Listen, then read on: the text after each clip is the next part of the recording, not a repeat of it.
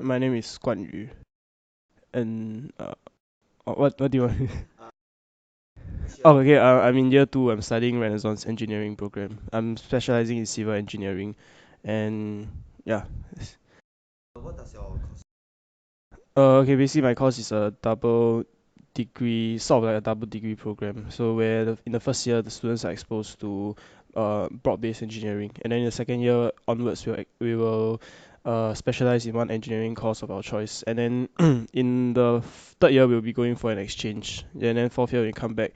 Halfway through the fourth year we'll be taking our masters. Yeah, so the masters is like some masters in information. I don't really know what a masters is actually. Yeah, yeah, but it's a 4.5 year course. Yeah. Yeah, in the first year was definitely quite crazy for me. I feel like the the change from A levels to uni, because everybody told me that uni was gonna be like easy when I spoke to my seniors lah, like easier than A levels. Not okay. Yeah, but then I didn't feel that way. Yeah, every day was just like a mad rush, and during finals period it was just like wow intense.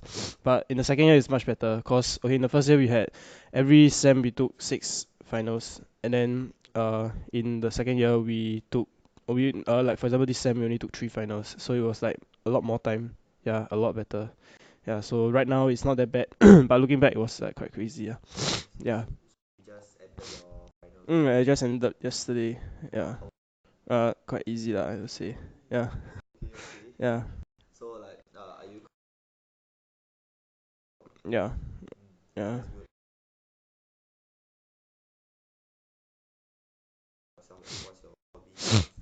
Oh, okay. I like to do all kinds of sports stuff lah. Last time I used to play basketball competitively, but then I stopped when I went to the army, and I didn't really pick it up after I come to uni. So now what I like to do is I like to do powerlifting. So basically, if you don't know, it's just like going to a gym and performing 3 exercises. Yeah, squat, bench, and deadlift. Yeah. So then you just try to get your numbers higher and higher every like time you go there. So that's like what I'm interested in now. Yeah, that's my hobby. Mm.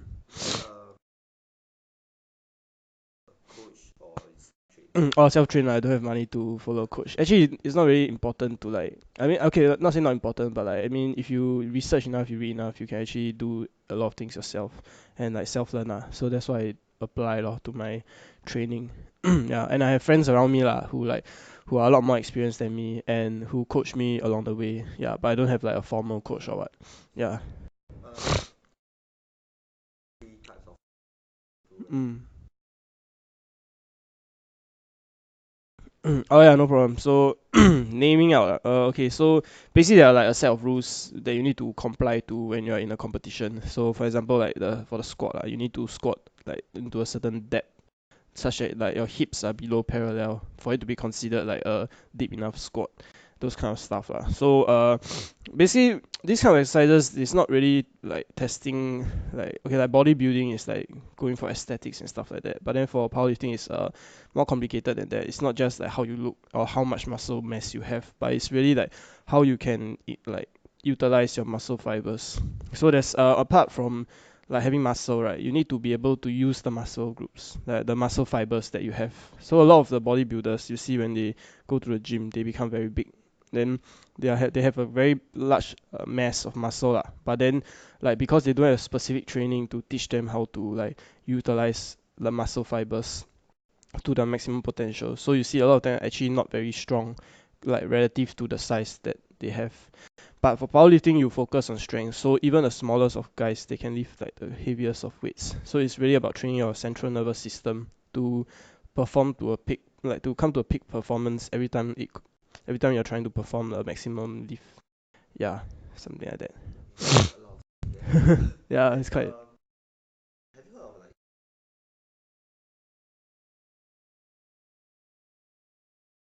Yeah. Okay, like I mean, people don't really discuss powerlifting in terms of static and dynamic forces because it's very like technical lah, and I don't think everybody has the like not everybody doing powerlifting has the knowledge to discuss that. But then I mean it's definitely involved uh in one way or another lah. Like although it's not really discussed, but um powerlifting is more like a static force, I would say, because the range of motion and everything you're doing, right, is like you're doing in one single plane. Yeah, like for example, the squat, you take out the you after you unrack the bar, right, you're just in like one single plane, and when you squat, you're in a single plane. So it's although it's like a dynamic movement, but then you're actually being in the position doesn't really change, and the force when you're generating the maximum amount of force, right, is when you're in a stationary position at the lowest point of your squat. So like after you squat down, you want to stand up again, right? But then you have a lot of weight on your back. So that is the point, right? Like the static point where you actually need to generate the most amount of force to bring your body up. So um like on when you go online and read stuff like that, they don't really talk about forces lah. I mean like cause not everybody will be able to understand it. But then when you read, right, like you can correlate to what you have learned in school, like maybe forces and stuff like that. Yeah, so definitely applicable. Mm. For my squat, I have squatted 200 kg before. Deadlift, I've deadlifted 220 kg before. And bench, I have bench 120 kg before. Mm, mm. Okay. Like, cause I just started like, maybe like I've been training for 1 year. Yeah, so it's like not a long period of time. Okay, so the thing with powerlifting is that, right, like from a lot of sports, right, as athletes grow older, they actually decline in performance, right? So like, let's say, for if you're 21, right, you reach 30 years old, right, you would expect to peak around like maybe 25, and then like, um okay lah, maybe not so young lah. But then for powerlifting it's different. It's like as you grow older, right, like miraculously you just become better in one way or another. Cause like a lot of the strongest powerlifters, right, they are actually like 30 plus years old. Yeah. So given my short training experience, I'm quite happy with my results actually. Yeah, but definitely nowhere near any benchmarks or what lah. It's just a personal thing I set for myself. Yeah, I haven't really competed before, so I just do it for like fun, and because it's quite like relaxing. Every time you go to the gym, like as in let's say like have a school day, right, then you have a very stressful day, then you go to the gym, you have like 2 hours of time where you can just like live. And then when you're doing like heavy weights, right, you cannot think about anything else because you cannot let anything affect your like like they call it the mind muscle connection lah. Basically you want your body to be prime when you're doing the lift. So if you think about anything else, it's gonna affect it lor. So it's a way for me to de-stress lah. Yeah. Mm.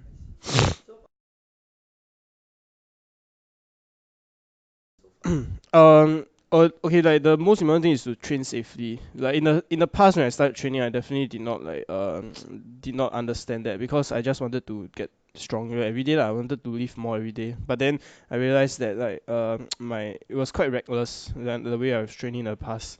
Like I can go all out, then have very little rest, those kind of stuff. And I didn't really like take note of my form. So form basically is like the way you conduct an exercise. So you have when you're doing very heavy exercise, like you want to make sure that your body is safe mah. So that's like where the form comes in. If you don't train safely, then your body will like have a higher tendency to get injured lah. So in the most important thing is to train safe. I would say like in the past I got injured quite a few times, and like whenever you get injured, you get stopped. Maybe you get injured like for 1 month. You can train cannot train for 1 month. Then when you come back, you will not only lose the 1 month's time because but then your results will roll back because you don't actually conduct the lift mah. So you don't have the so you need to get it back the muscle memory. So it'll take more time. So most important thing is to train safely. Yeah, focus on form and like just have fun when you're doing it. Yeah, that's the best way to like get better as anything I feel. Yeah. Badly, not badly lah, but then like definitely have injuries. Like they will always like come and go, and it just depends on how you like deal with it. So like minor injuries or like maybe like the wrist. Then sometimes like the back. The back is like one of the like quite a sore spot lah. Yeah. Even sometimes now I still have like strains here and there. Then whenever there's strain, you need to like take it slow, easy for a while. Yeah. But no like significant major injuries. Mm.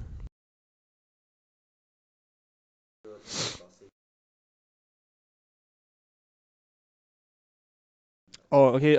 So one thing is to not ego lift. Ego lifting basically means like you try to lift more than your body can actually handle. Yeah. So you want to make sure that you progress. You are progressing at a rate which you are comfortable with. Your body is comfortable with. Then the form is also very important because like the way you go down into a squat, the way your back is uh like how is it straightened or not straightened, or is it wobbly, your body is wobbly or stuff like that, your knees are caving in, stuff like that. These are like indicators that your form is not good, or your like maybe like a muscle part is lagging. So you need to like actually bring like strengthen the muscle group so that you actually become stronger and you don't actually commit the like commit the exercise in a negative way lah. Yeah. So then also you need to take a lot of rest, because like they Chinese, they always say that 休息是为了走更长远的路 which means like yeah, resting go walk a longer way. But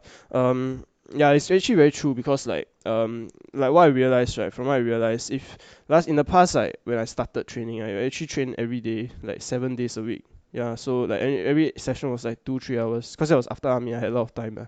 Yeah, so and then like I didn't really get injured at that time lah, but then like every time I went to the gym, I just sweat a lot, but I didn't really see myself like improving. Yeah, so uh how to say like you need to like, but then after I went to uni, right, then I didn't have that much time to like actually go to the gym, like, so I cut my sessions down maybe like 4 or 5 times a week, and I actually saw my strength improve quite a bit, because like I had more rest lah, like yeah.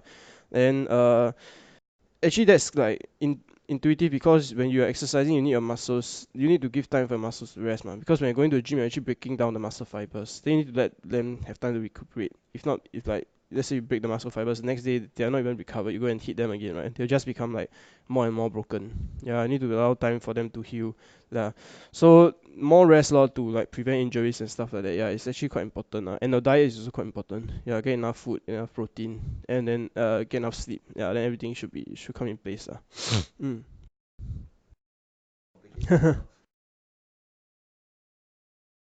Yeah, I take two supplements actually. I take protein, whey protein, and creatine.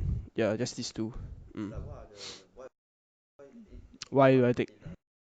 Oh, okay. So whey protein is the one that like many people go to the gym use to, like, if they want to build muscle lah. It's like the go-to supplement. It's the one that everybody will start out with. So yeah, okay, whey protein, basically when you're trying to like gain strength or gain muscle, right, you need to hit a certain amount of protein. Yeah, just, in your diet, and the protein, right, is actually quite high, like contrary to what other people like believe.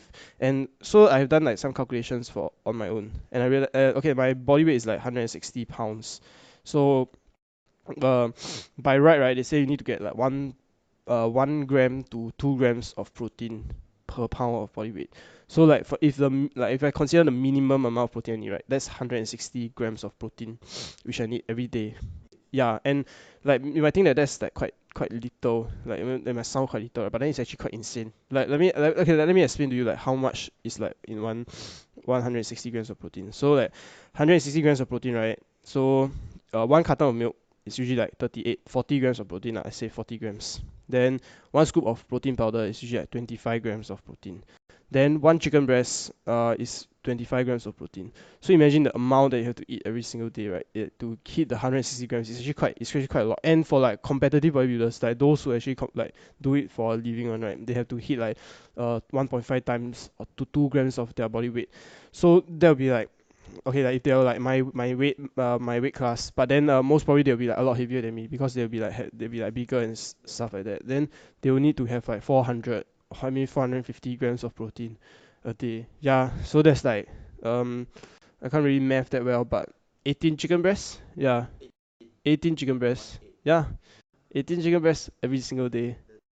Yeah, like, so like those kind of like that's the kind of intensity that they go to lor. Yeah, and it's not like when you are off season, like let's say when after you compete, you rest, right, you can stop eating the high amount of protein. Actually, when you're resting, right, you need to get more protein, because like in you want to you want to prevent your muscles from breaking down, yeah. So still need to have the amount of protein.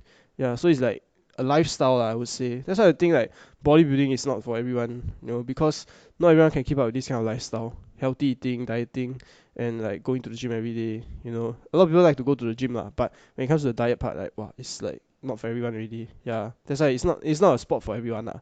Yeah, but it's a fun thing to do lah. Yeah, sorry, I think I think I digressed there. What was the question? Oh, okay, yeah. Feeling I digressed there.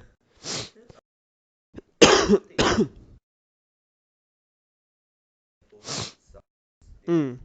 Oh, okay, like pre workout supplements like they call it, it's usually like high in caffeine and like okay, I'm not really I don't take it, so I don't really know what goes into it. But basically it's just to like wake you up, like something like what coffee does, you know. But I feel that it's kind of like fat, like like it's all like how to say like in the psychological, it's like psychological effects or so like I don't really believe in it, but like I know people who don't take it and they take like coffee instead, like before they work out, like 2 shots of black coffee straight, and then they go to work out. So, like for everyone, they have their own needs lah. But I don't need to like wake myself up before like I go to the gym, so I don't see a need to take it. Then post workout is like I take whey and creatine post workout lor. Yeah, so like it's to help in recovery lah and stuff like that. Yeah.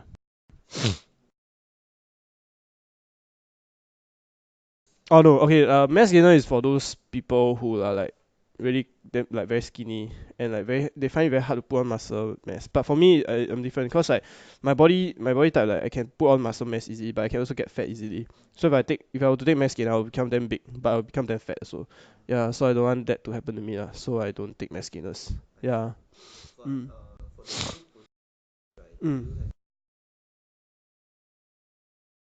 Caffeine ah, I don't think so. Yeah, no, I really don't think so. I know that the whey doesn't have creatine. I'm not very sure, but I don't think it has lah because it's not meant. Okay, not it's not meant to be a pre-workout supplement. So if it's not there, then they won't add it in because like if they were to add it in, they need to put more money inside. Now you know into their product. So I don't think they will do that. I don't think it's inside. Mm.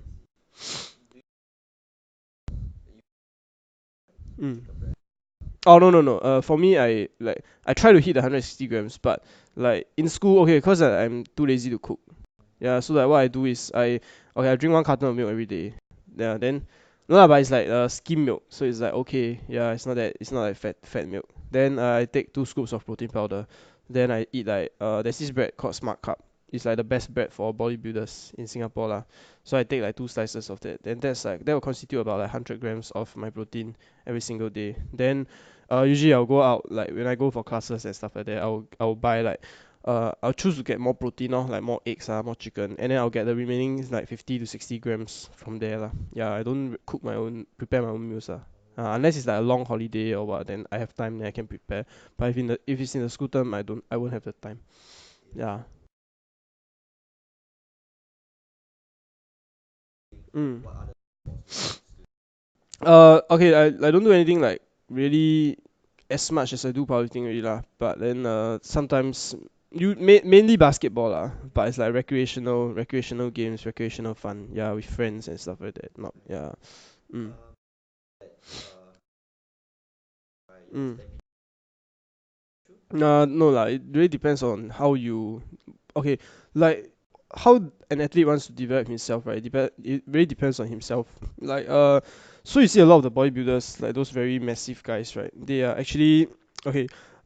Like okay, this is not to like generalize all of them lah, but actually a few of them are actually like they are unfit. Like, even though they may look very fit, but they just have the looks. They don't have the like the athletic capabilities as like maybe like a smaller person would have. Like why do I say that? Because bodybuilding, right? If like you do not do it properly, like they're like if you do not do it properly, you can actually like it's quite harmful to the body lah. I feel like for example how would I say that, like okay, because like the traditional way of bodybuilding, right, is that you get big, so that's called bulking season.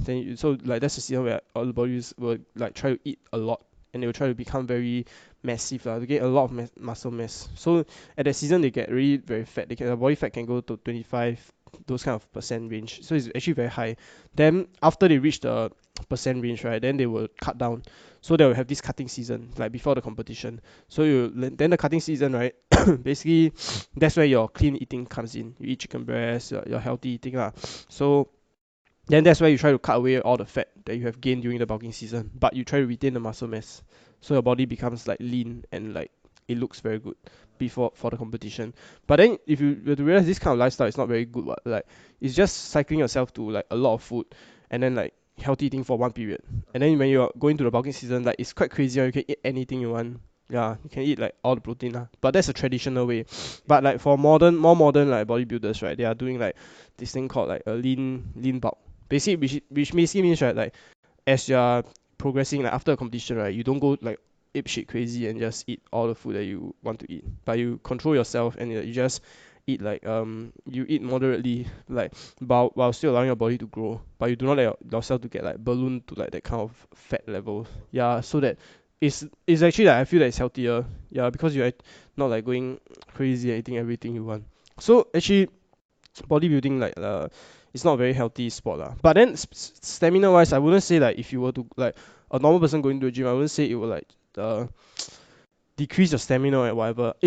Unless you're saying like if you go to the gym then you stop like running or stuff like that. Because like stamina this kind of stuff comes from like aerobic activities like running, jogging, swimming, those kind of stuff. Then if you stop doing those kind of activities, then definitely your stamina will get worse lah, or your speed will not be as fast. You'll not be as fast or stuff like that. But going to the gym alone, I don't think it will like harm anything. Yeah, unless you're taking it too drastically or whatever. Then if not, I wouldn't think it has like that big of a side effect. Yeah.